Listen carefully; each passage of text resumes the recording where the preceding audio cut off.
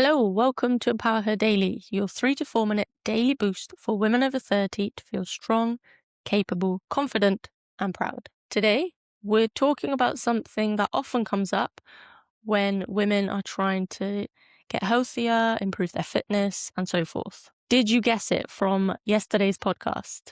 Dun dun dun. Alcohol. Now, this isn't about judgment or telling people that they can't enjoy a drink, because I'll be honest with you, no, I don't drink. Never have, only like a little bit. So the last time I drank probably would have been about 5 years ago, and I would have had a Disaronno and cranberry on holiday, which I do recommend, actually. It's quite nice. It tastes like a cherry bakewell. And then the only other alcohol I tend to consume is liqueur chocolates.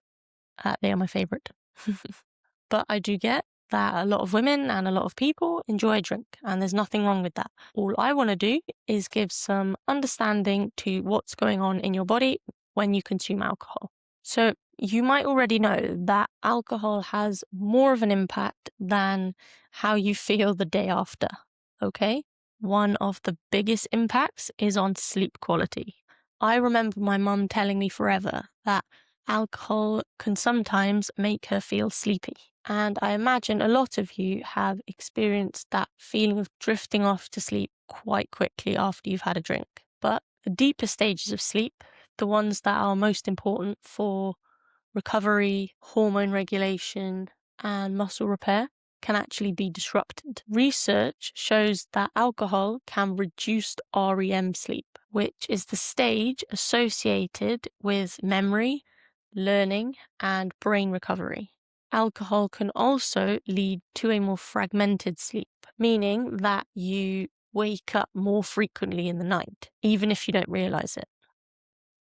And I hear it from clients, right, who might have been to an event and they say, I slept for 7 or 8 hours last night after the event, but I still feel tired. So yeah, quite often the alcohol the night before has had an impact on the sleep, even if you feel like you've slept for the 7 to 8 hours. And as we've discussed in previous podcasts, when sleep quality drops, it has a bit of a ripple effect. So with knowing that poor sleep already has an impact on muscle recovery and repair, some studies suggest that alcohol can interfere with the body's ability to repair muscle after training. It's said that it can reduce protein synthesis, which, if you've already been following the podcast, you'll know is the process the body uses to rebuild, repair, and strengthen the muscles. Again, this doesn't mean that having a drink occasionally is going to ruin all your progress, but it does explain why consistent higher intake of alcohol can make things harder than they need to be. Another factor to consider, which I remember during university, I used to try and get my friends to drink water in between their drinks. I think they used to find it really annoying, but I was typically the designated driver, so I'd be drinking water anyway, so I would just be feeding them. But alcohol is a diuretic, meaning it increases fluid loss. So it makes you dehydrated. And even being slightly dehydrated can affect sleep quality, energy, and how we feel when we train. So what does this mean in practice? It's really about awareness, not restriction.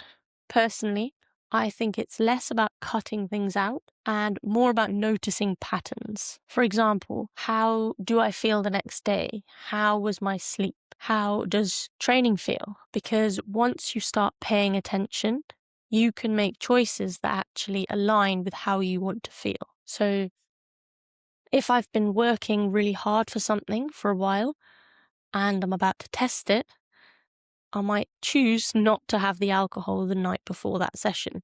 But if it's just another session and I'm going out with my friends on a Saturday night, then yeah, I'm going to choose alcohol that night.